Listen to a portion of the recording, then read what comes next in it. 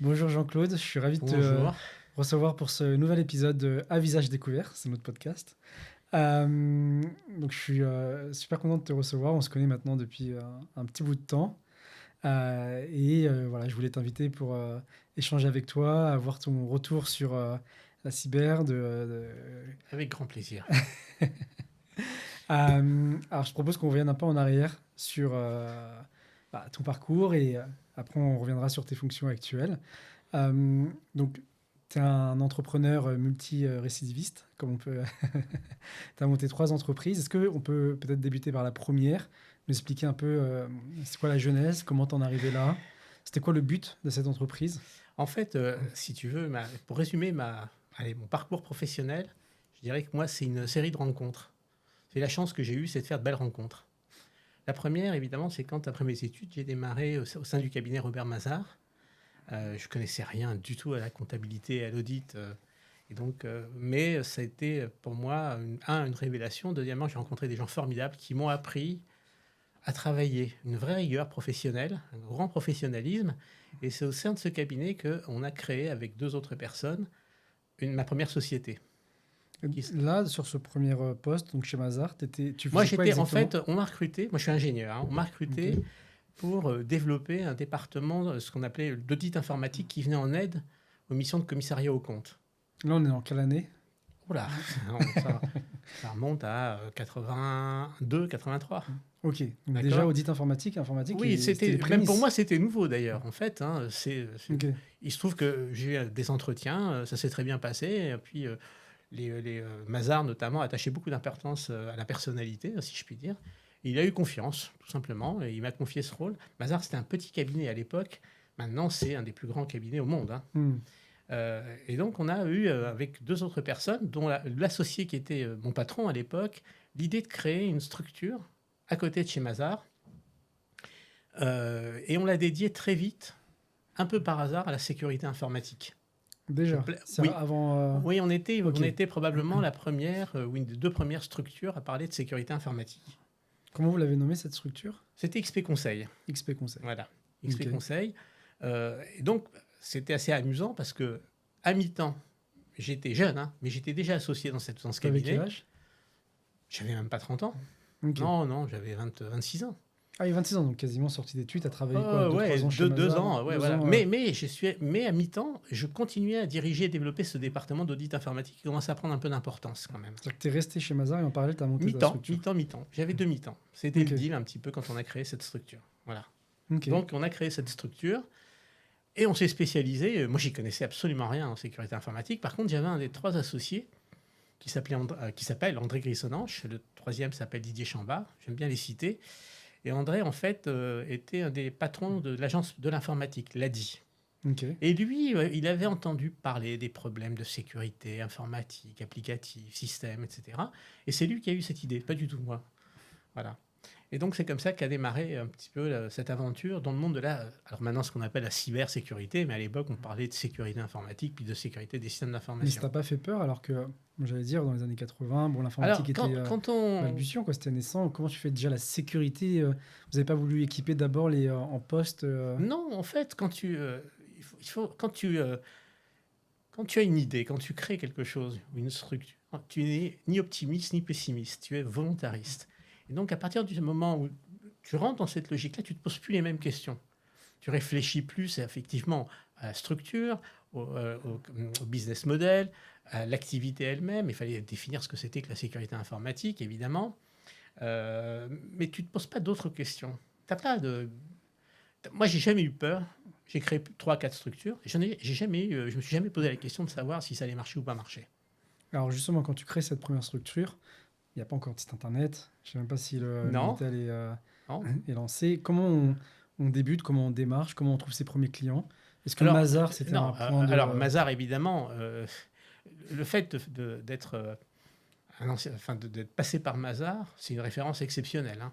Mazars, c'était quelqu'un d'extraordinaire, qui est quand même à l'origine du nouveau plan comptable, hein. Euh, et donc, ça, c'est ma chance, si tu veux. Ok. C'est d'avoir rencontré ces 2 personnes dont je suis devenu associé, et d'autre part, d'être rentré chez Mazars, qui était une référence absolue. Donc, quand tu dis « je suis Mazars » ou « je suis un ancien de chez Mazars », on t'écoute. On a Ça t'a confiance. ouvert les portes assez Ça ouvre les rapidement. portes. Voilà. Et Ça tes ouvre les- premiers clients, c'était qui pour avoir un Oh, ordre d'idée? que des grands comptes. Hein. Donc dès le départ, tu as commencé sur Ah, des... nous, on est. Alors, moi, on en reparlera. Moi, j'ai essayé d'aborder plusieurs fois le marché des PME sans succès, et avec un petit peu de succès en partenariat. On y reviendra avec des établissements financiers. Mais on était quand même très grand compte. Quand même, hein. Donc, on avait déjà la compagnie bancaire, on avait Total, on avait Elf, on avait etc. Ok, donc ça, tu montes ta première structure. Ça dure combien de temps? Alors, la première structure, donc, elle s'est développée. Ça a duré quelques années quand même. Hein. Ça a duré une bonne dizaine d'années. Hein. Pendant 10 ans, toujours sur la plus. sécurité informatique? Sécurité informatique. Pendant encore 5 ans, moi, je suis resté à mi-temps chez Mazars. Et puis après, je me suis complètement dédié à la structure de conseil.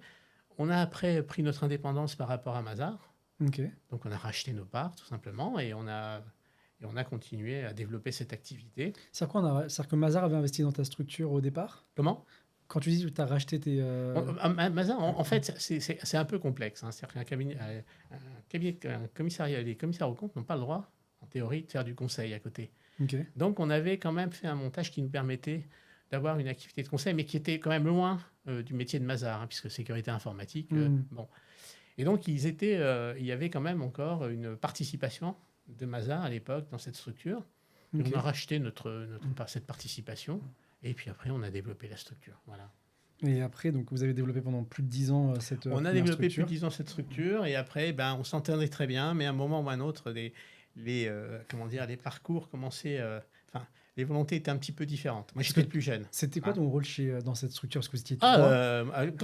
Quand tu es associé dans un cabinet de conseil, quel qu'il soit d'ailleurs, tu es aussi opérationnel. Hein. Donc, tu étais Donc, placé... moi, je suis très opérationnel, évidemment. Ok. D'ailleurs, je suis resté très opérationnel, même plus tard, on en reparlera. Parce que c'est ce qui m'amuse le plus, c'est d'aller chez les clients, hein, finalement. Hein, Donc, tous les quelque trois, part. vous étiez envoyés en mission. Ah, tous les trois, on avait des collaborateurs, on commençait à avoir plus ou moins des spécialités, on va dire. Et puis, on a développé la structure et à un moment, on a commencé un peu à diverger, pas tellement sur le fond d'ailleurs, mais sur ce qu'on voulait faire de cette structure. Moi, j'étais le plus jeune des trois. Ok. Moi, je voulais la développer encore plus. Il y en a un qui disait, on commence à être trop gros, c'est pas ce que je recherche. Est-ce que vous étiez combien à ce moment-là? On était bien une quarantaine quand même. Hein. Donc, c'est pas mal pour l'époque en sécurité Oui, informatique. oui. C'est, Oui, mais on était très peu nombreux. Il y avait à l'époque 2 structures peut-être. Il y avait PSI qui a disparu. Il y avait une petite structure qui s'appelait Edelweb, qui était intéressante, très technique. Et il commençait à y avoir Hervé Schauer, évidemment, à ce moment-là. Ah, je vois. Voilà. Mais en fait, donc on a commencé un peu à diverger sur nos parcours. Et donc, les deux sont partis. Moi, je suis resté. Mais quand ils sont partis, c'est-à-dire qu'ils t'ont vendu leur part ou non? alors, Ils ont non. gardé leur part, On a ils sont vendu la partis, structure. On Ah, a vous avez cédé vendu. la structure. À qui On a vous avez cédé la vendu, structure. On a cédé à Francis Lefebvre. Francis Lefebvre. Ça aussi, c'est un truc qu'on va revenir, mais c'est incroyable. Alors là aussi, nouvelle rencontre incroyable, parce que le groupe Francis Lefebvre, qu'on connaît notamment à travers les éditions, hein, Francis Exactement, Lefebvre. c'est ce qu'on allait dire. Il y a le bureau, le BFL aussi, le bureau Francis Lefebvre, mais qui est à part. Ok. Et il y avait une autre holding qui faisait quand même 400 millions de francs à l'époque et qui avait des logiciels, notamment dans le domaine de la finance. Donc c'est ça en fait, c'est que Francis Lefebvre avait une partie logicielle parce qu'on avait une partie logicielle très spécialisée. Mais quel rapport Non, ils avaient une partie logicielle et ils étaient séduits par cette idée de sécurité informatique. C'était original, on était très peu nombreux. Puis alors ce qui était important quand même, comme on était nombreux, on avait beaucoup de clients.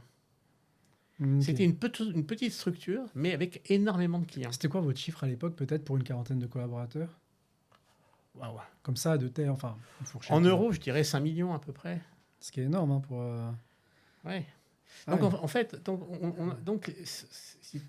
l'idée avait séduit Francis Lefebvre. Et le fait qu'on soit quand même implanté dans énormément de grands comptes, on avait, je ne sais pas, peut-être une centaine de clients. C'était énorme. Okay. Parce qu'on était peu nombreux sur ce marché à l'époque, hein, très peu nombreux. Donc là, évidemment, ça séduisait des repreneurs potentiels. Donc ça, vous vous êtes racheté au bout donc un peu plus d'une dizaine d'années. Donc on est. Toi, tu restes dans la structure. Moi, je suis resté président. Alors là, j'étais resté président de la structure. Okay. J'ai récupéré d'ailleurs d'autres activités de Francis Lefebvre. Il y avait des consultants dans d'autres domaines. Donc il y avait. Donc ils sont venus sous cette. Ils sont venus à côté. À côté, XP. ok. Et donc, moi, je dirigeais en fait des activités de conseil, entre guillemets, de cette holding qui était plutôt spécialisée dans tout ce qui était logiciel financier notamment. Et il y avait ces activités de conseil, il y avait des consultants un peu partout que j'ai regroupés. Voilà.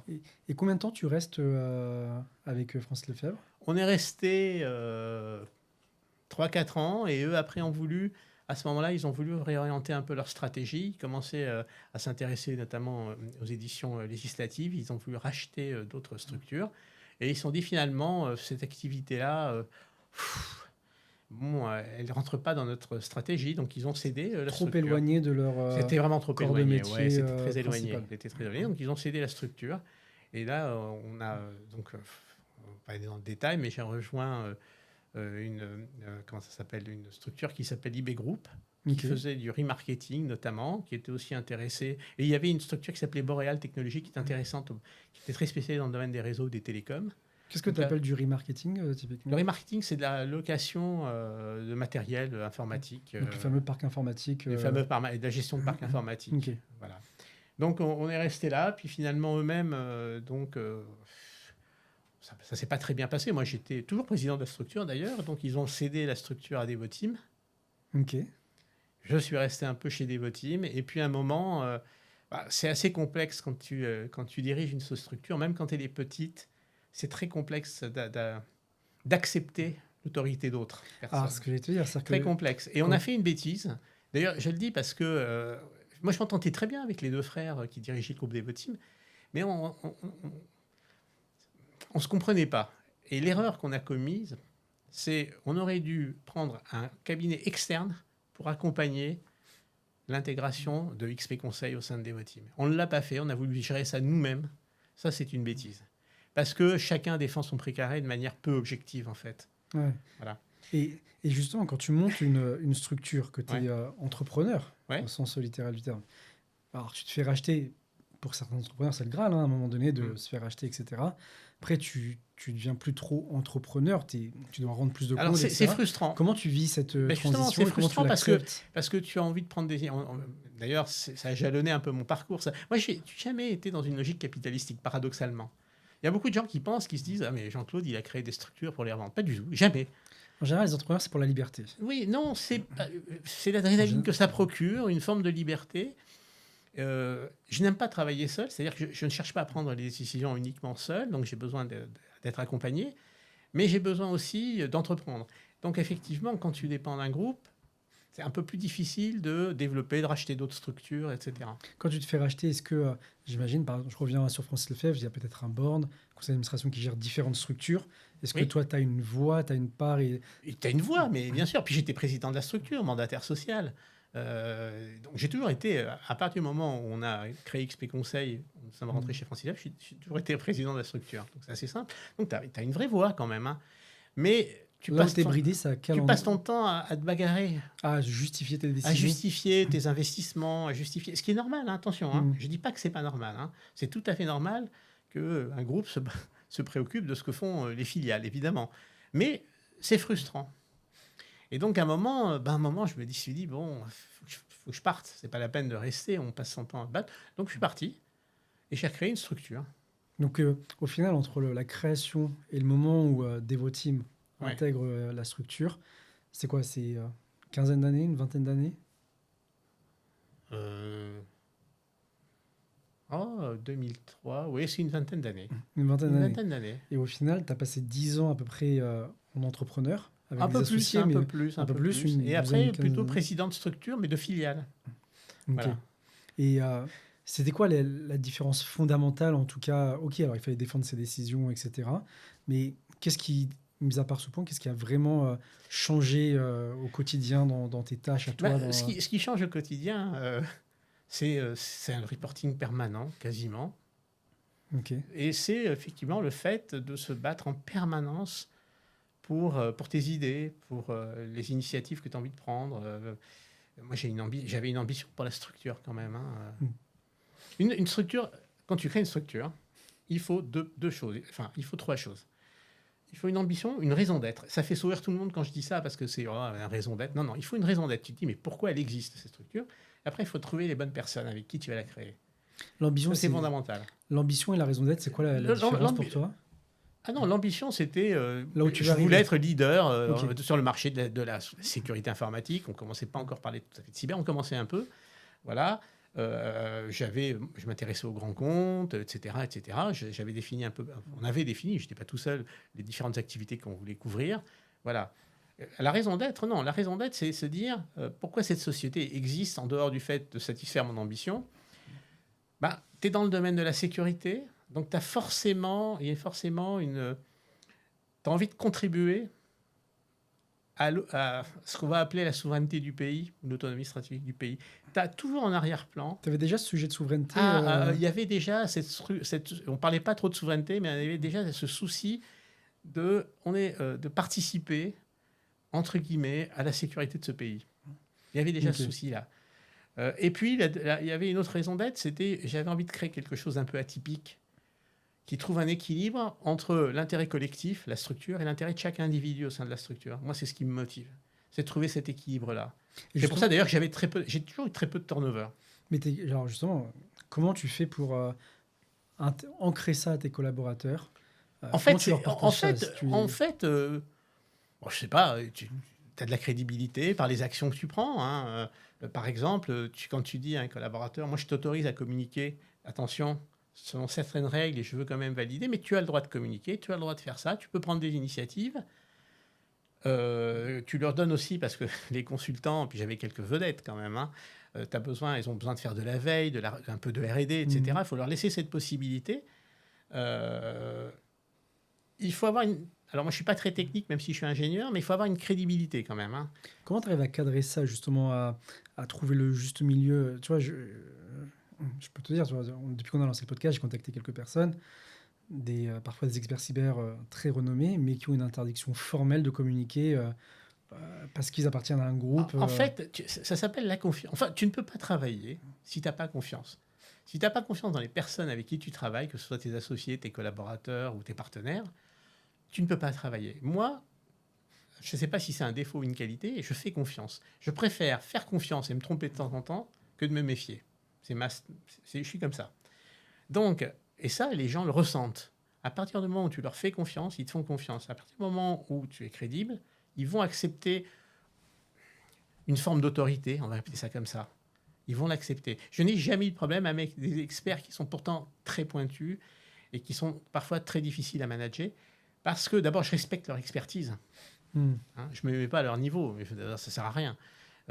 Parce que j'essaie de comprendre ce qu'ils ont envie de faire. Il y en a qui aiment communiquer, d'autres pas. Il y en a qui sont à l'aise chez les clients, il y en a d'autres moins, etc., etc. Donc, il faut intégrer ces paramètres-là. Tu ne peux pas avoir en face de toi un collaborateur, tu lui dis, tu fais ça parce que tu as besoin qu'il le fasse. Non, il faut qu'il ait envie et qu'il sache le faire. Moi, c'est un deuxième truc que j'ai appris. Souvent, tu as besoin de quelque chose, tu te dis, tiens, je vais restructurer, il me faut un comme ça. Tu prends le premier qui passe dans le couloir, tu dis, toi. Non, il faut qu'il soit fait pour ça, il faut qu'il ait envie de le faire. Si tu tiens compte de ça, ça marche. C'est pas évident, c'est-à-dire que tu essaies de le détecter en amont. Ah bah, tu peux te tromper. Bien sûr, mais encore une fois, tu te trompes de temps en temps, c'est pas très grave.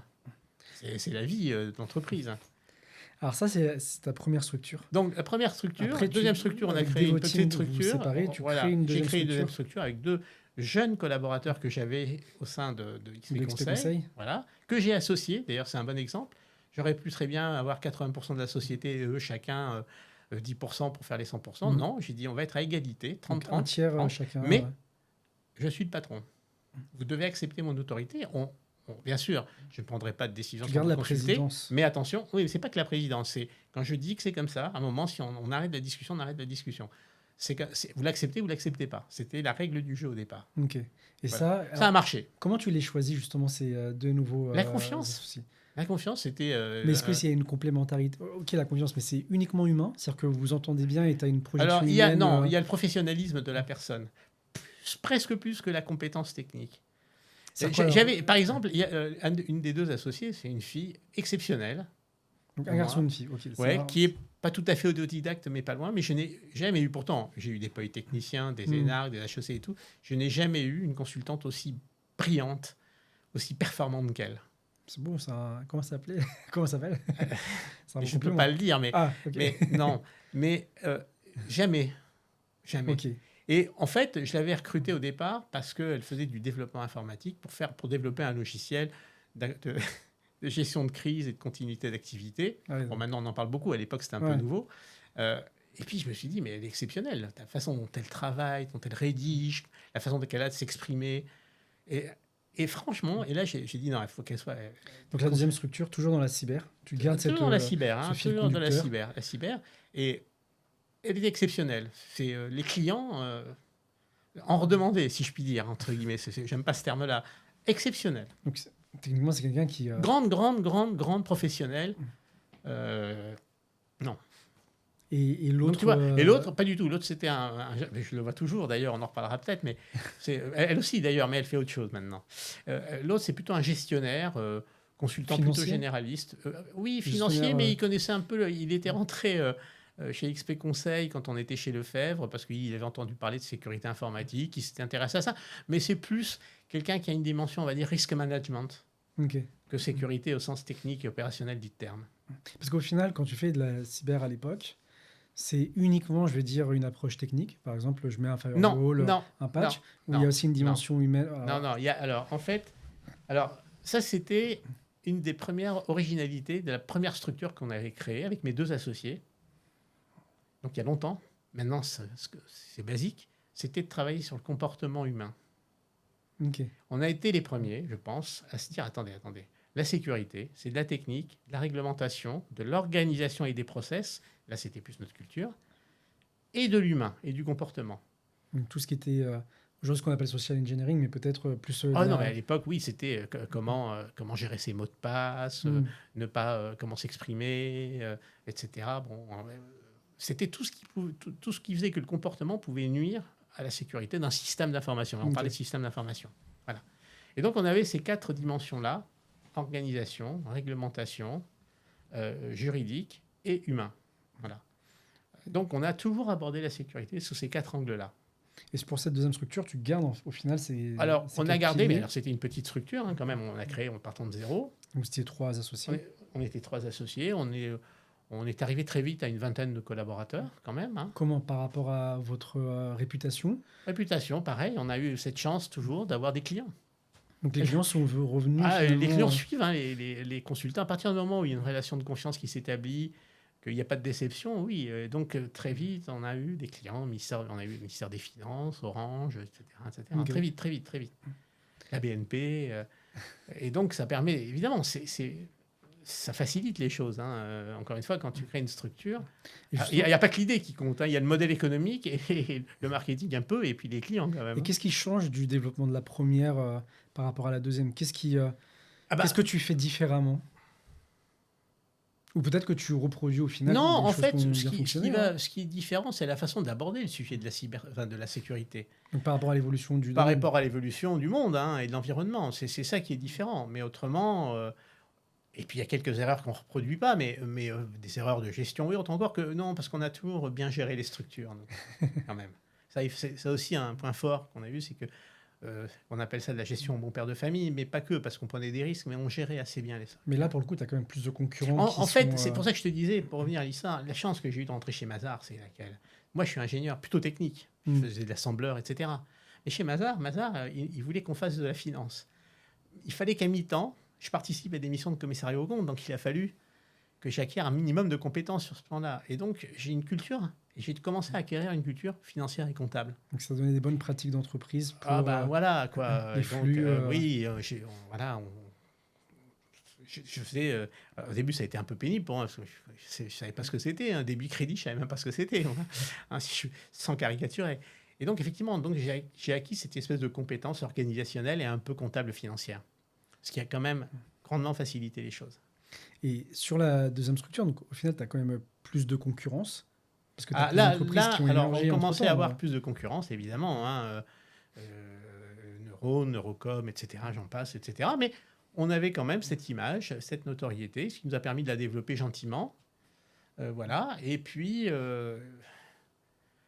on a été contacté à l'époque par Atheos, qui est devenu Orange Cyberdéfense. Et mes 2 associés ont dit c'est intéressant comme projet. Donc je leur ai dit écoutez, vous êtes sûr, vous voulez qu'on on se rapproche d'eux. Donc, Donc vous avez quand même le pouvoir de dire on veut être acheté ou à partir du moment... ah oui, ils sont à partir du moment où associés. tu n'es plus Non. aligné, Moi, j'ai dit, je voulais garder les décisions au plan de la gestion, au plan des opérations. Ok. Mais à partir du moment où j'ai deux associés qui me disent, écoute, on pense que c'est une bonne idée de se rapprocher d'Atheos et d'Orange Cyberdéfense, enfin qui allait devenir Orange Cyberdéfense, pourquoi pas? Voilà. Et ça se fait au bout de combien de temps? 8 ans, 7-8 ans. Donc pendant 7-8 ans, mine de rien, tu Ah oui, on a géré cette développer structure. toujours des grands comptes. Ah oui, toujours des sur grands comptes. On s'est la développé, cyber. on devait être une trentaine, hein, je sais pas. On était moins gros que XP Conseil, Ok. mais il y avait beaucoup plus de concurrence. Puis on n'avait pas cette velléité, alors qu'on l'avait, moi je l'avais avec XP Conseil de développer. On voulait même racheter des structures. Là, on n'avait pas cette velléité. On voulait plus un cabinet, comme un cabinet d'avocats, Ok. où tout le monde se retrouve. Tu arrives à peu près au même chiffre, in fine, Un peu moins, un peu moins. un peu Ok. moins. Mais c'est pas le but, hein. Par contre, plus de résultats. Plus de marge. Plus de marge. Parce que, ok, On avait beaucoup de trésorerie pour une petite structure. Parce qu'encore une fois, on gérait mais, bien la structure. mais le but de cette trésorerie, c'était quoi? C'était in Ah fine non, de racheter des entreprises moi, ou c'était j'ai d'avoir un une matelas de obsession. J'ai sécurité une obsession. Quand je crée une structure, je veux bien perdre de l'argent au début, Mhm. pendant 1 an, mais pas plus. Voilà. Et après, je veux financer mon besoin en fonds de roulement. C'est une obsession. Voilà. Donc en fait, un besoin de fonds de roulement, ça se calcule différemment, mais on va dire c'est 4 mois de chiffre d'affaires. Ouais, on va dire à peu près. Oui, en plus, quand Voilà. tu as un cabinet de conseil, tu as Voilà. parfois des Voilà, donc collaborateurs c'est qui restent une entre deux obsession et missions, devenir bénéficiaire. C'est-à-dire que c'est ce qui me fait un peu peur dans la nouvelle économie, c'est que souvent on dit mon investissement sont mes pertes. Oui, je veux bien, mais à un moment, quand même, il faut gagner de l'argent. On va y venir juste à... On va y venir, à mon avis. Alors- Mais ça, c'est un autre sujet et j'ai pas forcément raison là-dessus. Mais je fonctionne comme ça. J'étais à l'école Mazars, on a fait du commissariat aux apports, on faisait du commissariat aux comptes. J'ai vu vraiment ce que c'était des entreprises galérer. Et moi, je ne voulais pas galérer. Je voulais que mes collaborateurs soient heureux, bien payés, et je voulais être tranquille, quoi, serein.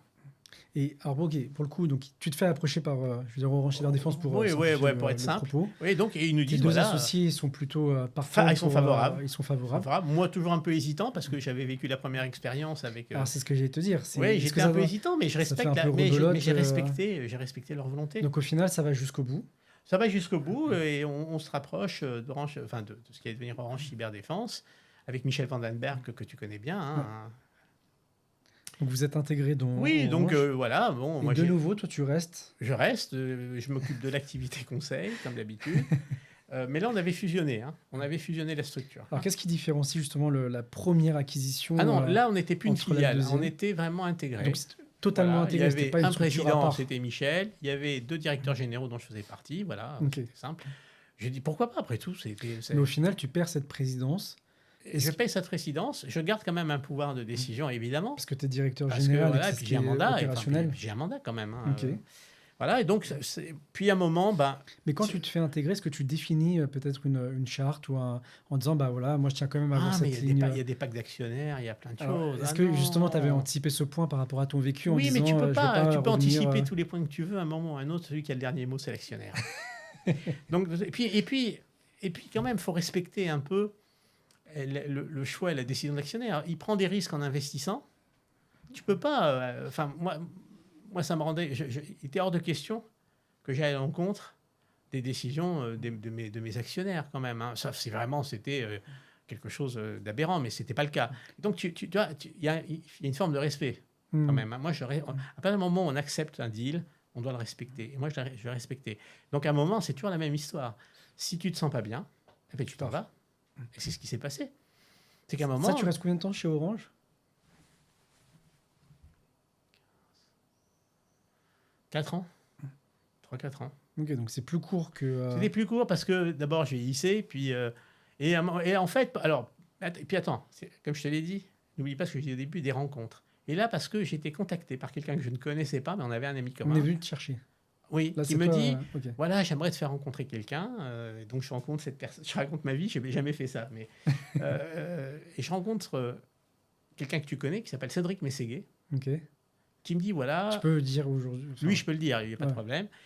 Qui me dit, voilà, moi, on ne se connaît pas. Moi, je voudrais créer une boîte, mais je ne sais pas faire.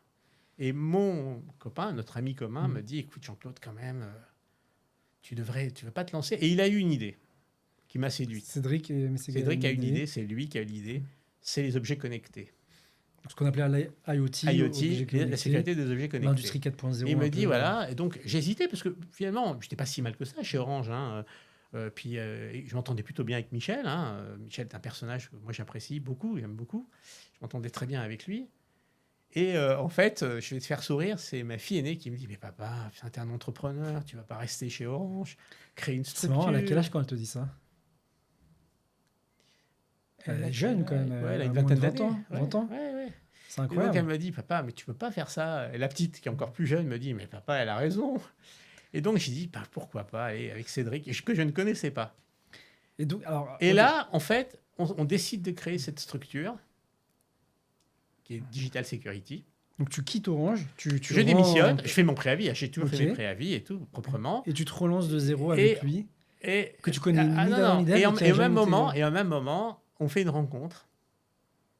C'est le groupe Econocom et Jean-Louis Bouchard. Ah voilà, ok. Exceptionnel. Jean-Luc Bouchard, un entrepreneur hors pair, Qui a sa structure depuis pas mal financier, de temps. qui fait plusieurs milliards de chiffre d'affaires, et qui me dit, mais ça m'intéresse, votre projet. moi. Comment il entend parler du projet? Parce que j'allais dire, Il vous voulait montez à votre l'époque, structure, en fait, c'est quoi? C'est à d'autres l'époque, copains qui par d'autres parlent, par des copains, oui. En fait, il voulait racheter, là je ne peux pas en parler, mais une structure assez connue, hein, que tu connais, mais je ne donne pas Ok. de nom. Et ça ne s'est pas fait, il était un peu frustré pour ça. Et par relation, il entend parler de ça, et il dit, tiens, mais j'aimerais bien les rencontrer. Et là, Ok. c'est des rencontres. Hein. C'est un De personnage. nouveau un trio après au final. Au final, Non. Ah, il est pas. Ok. Non, Vous avez quand même monté la structure. non. Ok. Lui, il est patron du groupe Econocom, hein, qui Ok. fait 3 milliards. Il entend parler de ça. Et on a une réunion assez extraordinaire, parce que Econocom, moi, ça ne me disait pas grand-chose, hein, Econocom. Oui, c'est de la maintenance, c'est du financement, il y a du service, etc. Et moi, je ne cherchais pas tout à fait ça pour créer cette structure. Je pensais plus à un fonds. Et on a une réunion. Et un de ses adjoints dit oui, mais je trouve que Jean-Claude, enfin en l'occurrence, et Cédric, mettent pas beaucoup d'argent. Et là, il se retourne vers lui et il dit écoute, t'as rien compris, moi, je m'en fous de leur argent, j'en ai pas besoin, j'ai besoin d'eux. Et ça m'a plu ce discours-là. Et C'est-à-dire donc, que on là, a créé. quand tu fais cette réunion, où vous êtes en train de créer votre structure avec Cédric, Oui. ou elle est déjà, Ouais. elle est en On a cours de création, on a fait un exécutif summary, on a fait un dossier quand même. vous vous mettez D'ailleurs, d'accord sur le fait Pour de... la petite histoire, quand même, j'écris le dossier sur l'idée, comment je vois les choses, On revient sur la raison d'être, sur la l'ambition, raison d'être, etc. machin. On parle des objets connectés, mais pas que, évidemment, parce qu'on. Ok. Et je fais lire ça à 2-3 amis à moi, d'assez haut niveau, et tous les 3 me disent ça ne marchera pas. Et c'est la structure Faut qui a le jamais mieux marché. écouter, Non, c'est pas qu'il ne faut pas écouter, il faut écouter, parce qu'ils avaient des raisons de le dire. Et c'est la structure qui a le mieux marché. C'est pour ça qu'il faut être très volontariste. Qu'est-ce qui fait... Alors, attends, on va trop vite là. Alors l'ingrédient, c'était Vous êtes simple. deux en train de vous faire... Ok, on fait un... Voilà, on fait donc le on est plan, deux, le on business trouve plan un basique, financier, enfin on trouve une structure d'accueil, qui est dit- Econocom. qui est Econocom, qui dit mais vous êtes filiale, vous avez plein de pouvoirs. Donc dès le départ, tu es une On fait filiale un vrai- d'Econocom. Oui, on fait ils ont 51% et nous 49%. Mais est-ce que tu es filiale... Donc tu es vraiment de nouveau dépendant des décisions ou tu es une filiale? Non, alors, Full et autonomie. c'est là où Jean-Luc Bouchard était quelqu'un ouais. d'extraordinaire. Vous avez les clés en main, vous débrouillez. C'est-à-dire qu'il met un billet pour avoir 51%. Il met un gros billet et il dit je vous fais confiance, Mais je vous allez-y. fais confiance, allez-y. Ok. On lui présente un business plan. Il me dit, il a raison, mais il est faux votre business plan. Je lui dis bah oui, forcément, j'en sais Ouais, rien c'est vraiment ce qui compliqué va se passer dans 3 ans. Voilà, mais j'ai dit il fallait. Mais par contre, il a trouvé que la logique était intéressante La logique de... de la structure. En fait, la logique était assez simple. On s'est dit bon, on est connu, donc on va avoir des clients, mais il faut quand même un différenciant. Les objets connectés, c'était génial. Hmm. Les objets connectés, pour faire parler de la structure, c'est exceptionnel parce que ça intéresse les professionnels et les particuliers. Ça intéresse les C'est médias quoi, grand c'est public et les médias. 2008? Hein C'est 2008? Non, c'était 2015. Ah, et donc c'est quand même un... Ah peu- non, 2015. Enfin, même fin 2015. Hein. Ok. On savait qu'on allait pouvoir communiquer autour des objets connectés, que ça allait intéresser tous les médias. Ça a été le cas. Oui, c'était... Quand on était sur les objets connectés et sur d'autres sujets, très vite, on a fait venir quelques experts, très vite, hein, qui en a attiré d'autres. En 3 mois, on était 40. En 3 mois, vous êtes 3 passé mois, on de était 0 à 40. 40. L'ANSI, je me rappelle à l'époque, Guillaume Poupard, Guillaume me dit, mais comment vous avez fait 40, et puis il y avait des experts vraiment très, très bons. Très, très bons. Et en fait, c'est ce... Voilà, c'est-à-dire qu'on a eu l'idée, on a eu le différenciant, on a eu le financement, il ne faut pas l'oublier, on avait les clients, on a commencé à venir quelques experts qui se sont dit, mais c'est génial, l'ambiance, la manière dont ça se passait, qui en ont fait venir d'autres, et donc très rapidement. Sur les objets connectés, c'est quoi? C'est plutôt industrie que tu as ciblé ou de nouveau banque? Ah non, non, non, pas trop les banques, hein, les objets connectés. On est plus dans le monde industriel. Ok. On est plus dans le monde industriel. Donc International, ça pas va des deux. forcément Maintenant, on en parle beaucoup, mais enfin, Ouais. les drones, les pacemakers, les respirateurs artificiels. Hein, à l'époque du Covid, ça a été utile quand même. On a fait pas mal d'audits, etc. Mais on communique énormément. Surtout, on faisait du chiffre d'affaires, mais pas tant que ça par rapport aux activités classiques d'audit et de conseil. Voilà. Ok, on passait, comment, ok, qu'est-ce qui fait que vous passez de 0 à 40? C'est quoi? C'est les médias? C'est les articles? On a communiqué. Vous avez eu la communication? C'est nous qui avons communiqué. On n'est pas trop mauvais en communication. Cédric est un très bon communicant. Je ne peux pas dire que je sois bon ou mauvais. Je ne suis pas mauvais spécialement, mais j'aime bien m'exprimer en public. Et donc, ça a commencé à intéresser les médias. Ils se sont dit, mais ouais, c'est vrai, au fait. Les objets connectés envahissent notre quotidien. Il y en a tous des tonnes d'objets connectés. Donc, on a commencé à faire des conférences, les médias, le grand public, les journaux télévisés, les machins, etc. Incroyable. Et ça, alors, pour le coup, ok, vous arrivez tout de donc, suite. Voilà. Et donc, ce qui fait que on s'est développé assez rapidement. Comment alors? J'allais te dire, c'est un peu, je fais la caricature, développement startup, de passer de 0 à 40 en 3 mois. Enfin, ça, on dit souvent comment tu gères cette croissance. C'est pas vraiment une start-up. Non, mais je veux dire, dans la comparative, comment tu gères cette croissance très rapide? Comment tu intègres ces Tu équipes? encadres. En fait, tu crées ta structure de management. Encore une fois, là aussi, ce sont des rencontres. C'est des gens que je connaissais aussi, que j'ai fait venir, évidemment. Est-ce que tu recrutes une RH tout de suite? Enfin, ou un RH d'ailleurs? Alors, c'est une bonne question. Non, c'est toi qui fais les alors, recrutements, je vais te faire... Non, parce que je suis un très mauvais recruteur. Moi. Non. Parce que je fais confiance et je sais voir les qualités, mais pas les défauts. En fait, la première personne que j'ai fait venir, c'est une espèce de gestionnaire, contrôleur de gestion. Je voulais absolument avoir tout de suite mes indicateurs, mes chiffres. Okay, et très rapidement, après, une commerciale en l'occurrence, et quelques temps après, une RH. Donc c'est la troisième personne, grosso modo. Oui, que tu mais c'est une recrutes. structure légère hein, quand même. Là aussi, on en reparlera peut-être, mais il y a beaucoup de startups aujourd'hui que tu ne comprends même pas pourquoi elles s'organisent comme ça. Elles ont un staff incroyable alors que c'est tout petit, etc. Mais je voulais quand même, comme je savais que j'allais avoir du reporting avec Econocom, que je voulais absolument... anticiper par historique, par expérience. Quand même. Et le commerce, ça c'est important. Pour te soulager à toi. Très important. La com et le marketing, on la faisait, Cédric et moi, ça suffisait.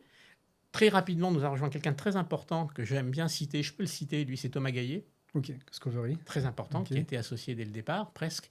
Oui, mais non, dès le départ. Voilà. Et donc, c'est associé dès le départ, c'est-à-dire que des collaborateurs qui te rejoignaient, tu leur donnais des parts? Pas tous, non. En fait, quelques personnes à qui j'ai donné des parts dès le départ. C'était quoi la différence? C'était l'apport c'est la confiance, l'apport, la connaissance. Je les connaissais quand même. Voilà. Ok. C'est ça. Et après, il y avait d'autres mécanismes pour les collaborateurs. On en parlera peut-être plus tard, mais bon, il y avait d'autres mécanismes. Mais j'ai voulu qu'ils soient impliqués dans la structure, c'est la clé. Et là, Jean-Luc Bouchard était d'accord, donc c'était exceptionnel, ça. Avoir un actionnaire qui accepte ça, t'en as pas beaucoup quand même. Hein. Et il prenait des parts sur la globalité, c'est-à-dire que ça faisait une dilution de 100%, ou c'était sur les parts des 49% que vous aviez Non, sur les 49%. Non, sur les 49%. Lui gardait ses 51%. Mais tu avais la liberté de ce que Oui, mais c'était le deal. C'est ce que j'avais prévu au départ. Hein. Okay. Voilà. Encore une fois, je sais que ça fait bizarre quand je dis ça. Moi, je ne l'ai jamais fait pour des raisons capitalistiques. Ça m'a toujours amusé de créer des structures. Il y a un côté entrepreneur, un côté ludique. Il y a de l'adrénaline, et puis les rencontres. Encore une fois, tu fais des rencontres exceptionnelles. Voilà. Donc, en fait, c'est comme ça que ça s'est passé et ça s'est développé. Quand tu crées ces structures, etc., alors là, c'est dans les objets connectés, je vais faire exprès de faire un petit clin d'œil. Forcément, le point d'orgue, c'était la sécurité des objets. Tu gardes ce côté sécurité informatique ou bien peut-être que tu faisais appel à tes anciennes structures? Non. On avait... non, pas du tout. La sécurité des objets connectés représentait 15% de notre activité. Ah, et donc c'était c'était dans le déploiement des objets ou 15-20%, mais pas plus. Non. On avait toujours des activités de sécurité, entre guillemets, classiques.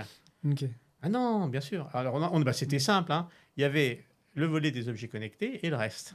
On avait un laboratoire, assez performant d'ailleurs, qu'on avait créé. Donc, un laboratoire de recherche. Un vrai laboratoire. Hein. On faisait des tests, etc. Bon.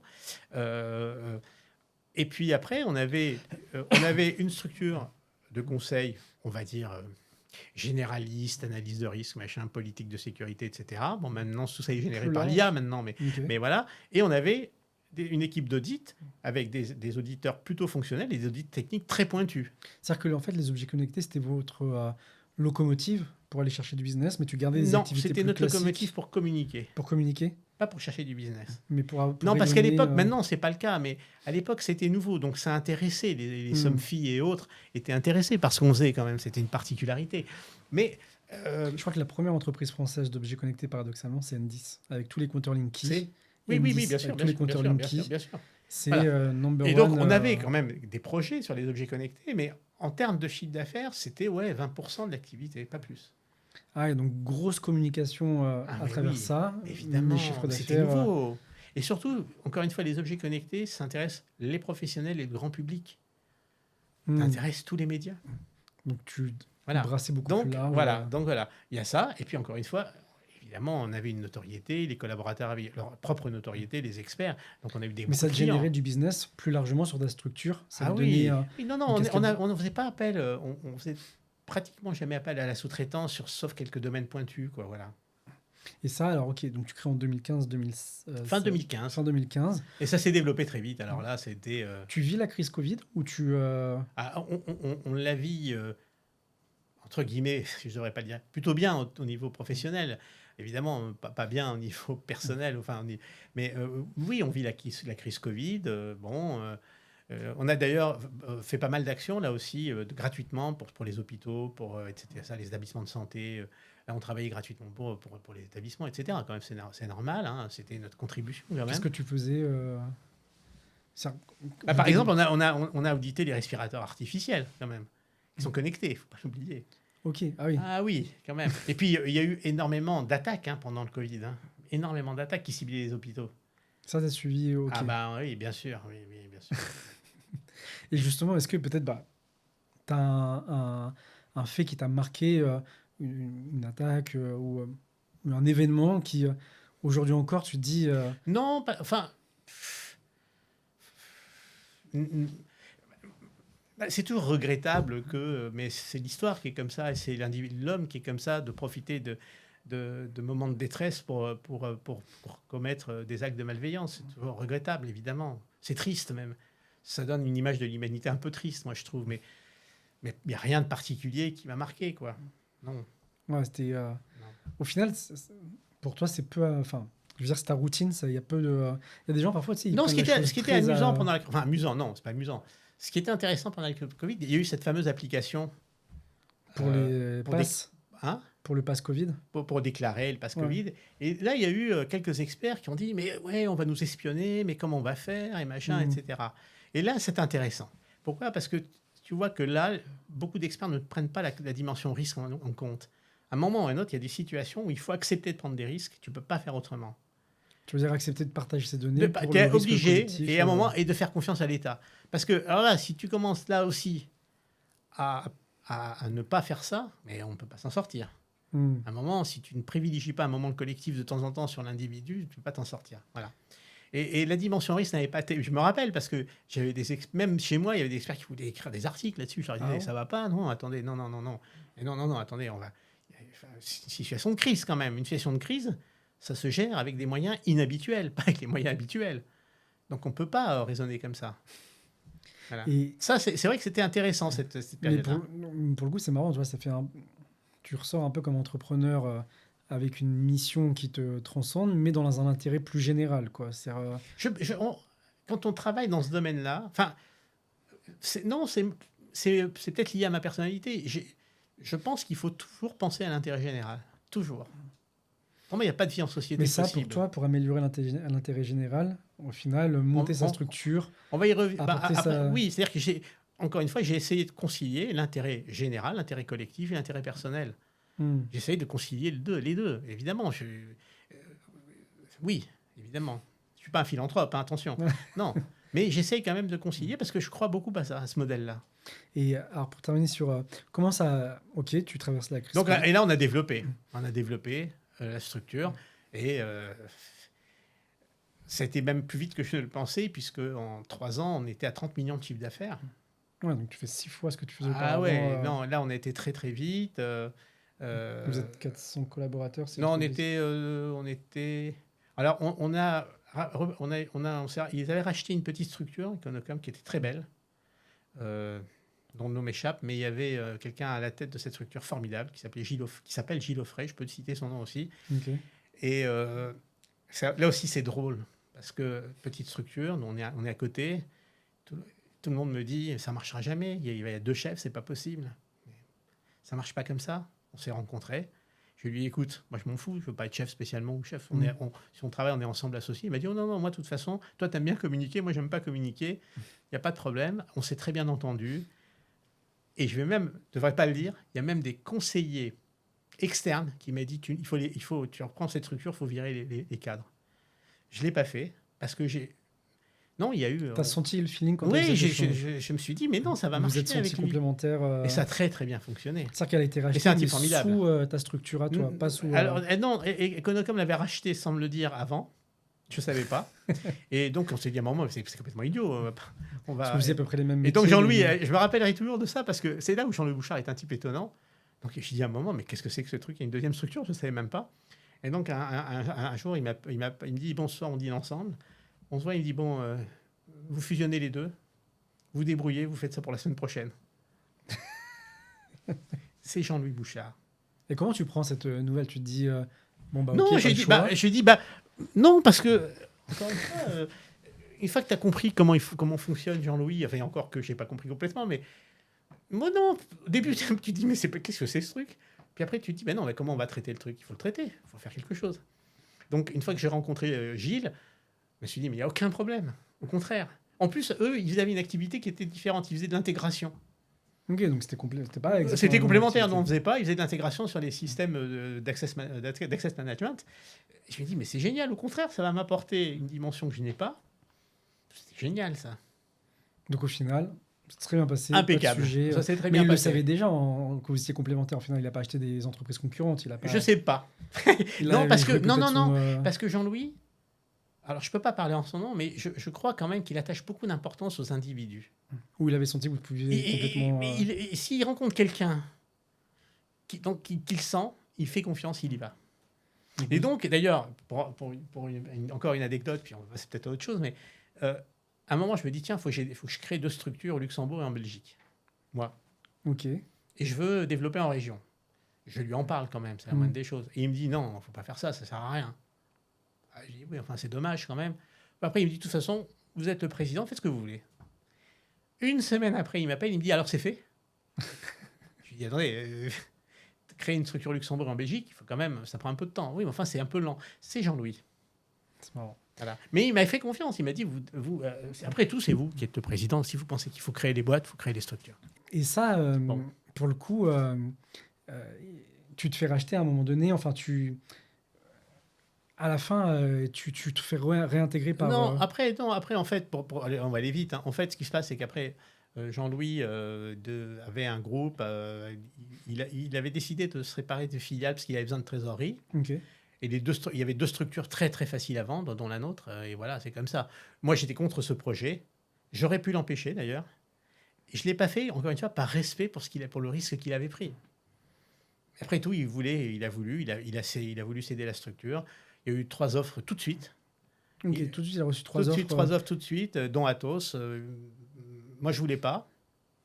Lui, il voulait. J'ai dit, écoutez, on y va. Donc, et voilà. Donc, je suis resté 1 an et demi chez Atos. J'ai dirigé leurs activités en France. Donc, rebelote, tu reviens... Non, j'avais la filiale toujours. Non, Okay. J'étais président de la filiale et en même temps, j'avais 200 collaborateurs côté Atos qui étaient Bulle SAS, je crois, je ne sais plus. J'ai dirigé, puis à un moment, j'avais quand même beaucoup de mal avec le groupe Atos, pas avec les collaborateurs, pas avec les syndicats, mais avec les fonctions support. Je passais mon temps à faire du reporting, ça commençait à m'agacer, donc j'ai dit à un moment, c'est pas possible. Ils m'ont proposé de devenir le conseiller de la direction générale du groupe, j'ai refusé.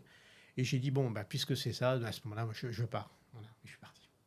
Et donc, suite à ce départ... Et maintenant, voilà, donc après, j'aurais bien recréé une structure, mais pour des raisons diverses et variées, je ne l'ai pas fait. Donc, j'accompagne des startups, je participe à des activités telles que le Concordance Club, j'anime des conférences. Tu es président du comité éditorial du Concordance? Oui, j'anime le comité éditorial du Concordance Club, mais je fais des conférences à titre perso, dans le cadre du Concordance. J'accompagne quelques startups, voilà, ça m'amuse encore un peu, mais moins qu'avant. Et justement, si voilà. Je devais refaire ton parcours, toi, c'est 3 créations de structures, 3 fois rachetées, à chaque fois quand même par des Ouais, très belles ouais, structures ouais, ouais. elles-mêmes. Euh, alors, tu es resté de manière décroissante, mais après, au board, enfin, c'est quoi un peu ton regard sur l'évolution peut-être de la cyber, Ah de non, la alors société? aujourd'hui, parler de la cyber en 5 minutes, c'est très complexe. Mais enfin, je dirais qu'aujourd'hui, d'abord, il y a une cacophonie absolue dans le monde de la cyber. Il y a tellement de structures qui se créent qu'on n'y comprend pas grand-chose. Mais c'est même pas ça le problème. Je pense qu'aujourd'hui, il y a qu'est-ce qui va, à mon avis, le monde de la cyber, comment il va évoluer? Par quoi il va être transformé? D'abord, il y a cette notion de souveraineté. Je n'aime pas beaucoup la notion de souveraineté, je préfère autonomie stratégique. Ok. Je pense aujourd'hui qu'il y a un niveau de dépendance face aux technologies étrangères très important qui nous met dans une position de vulnérabilité très importante. Donc, il faut vraiment développer l'industrie du numérique en Europe, en France, parce que, bien sûr, on doit aussi protéger nos infrastructures vitales, protéger notre liberté, l'information, etc. Mais je pense que l'autonomie stratégique, c'est quelque chose de fondamental. La deuxième chose, à mon avis, qui va transformer le monde de la cyber, c'est l'IA à court terme et peut-être, dans un second Le temps, le post-quantique. quantique. Voilà. L'IA, évidemment, pourquoi? Parce que ça va démultiplier les attaques, mais ça va aussi renforcer les défenses, probablement, et ça va Mm. transformer ce qu'on appelle les SOC et autres systèmes de protection. Et le quantique, évidemment, parce que ça va bouleverser le monde de la crypto.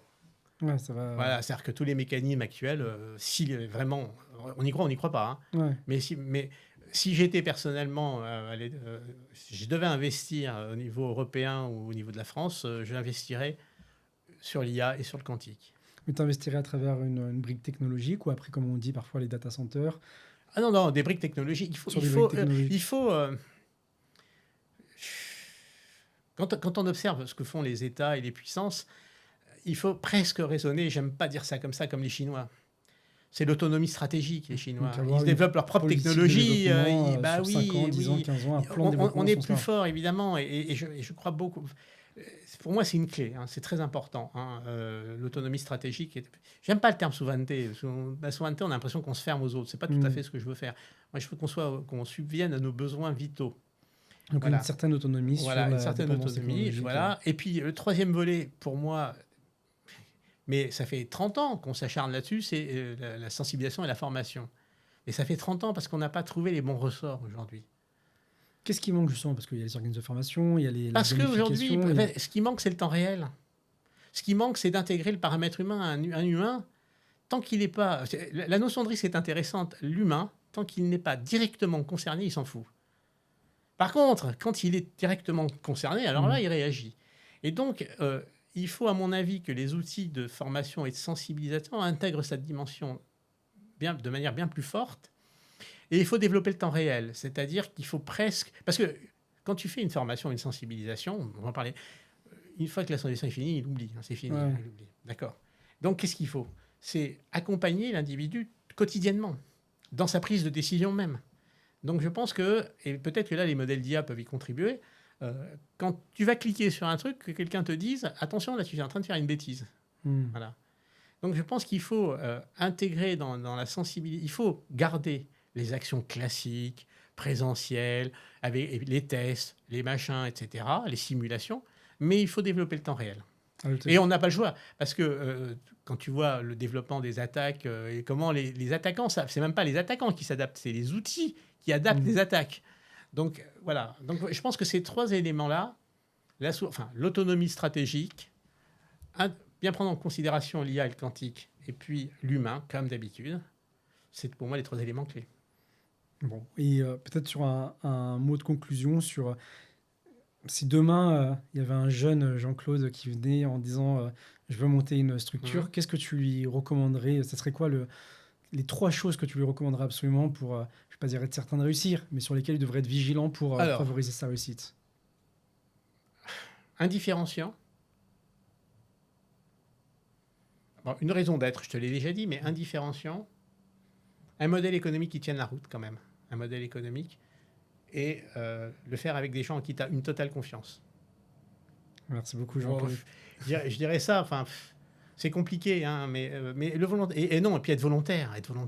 Il faut Il faut pas commencer à avoir... voilà. Mais il faut que le modèle tienne la route. Parce que souvent, moi je le vois dans toutes les startups que j'accompagne, ou même celles que j'accompagne pas, il y a de bonnes idées, Hmm. mais il n'y a pas le modèle derrière. D'ailleurs, c'est un des reproches que je ferai à beaucoup de fonds d'investissement qui mettent de l'argent au départ pour la création d'une solution, pour porter une idée, mais ça suffit pas.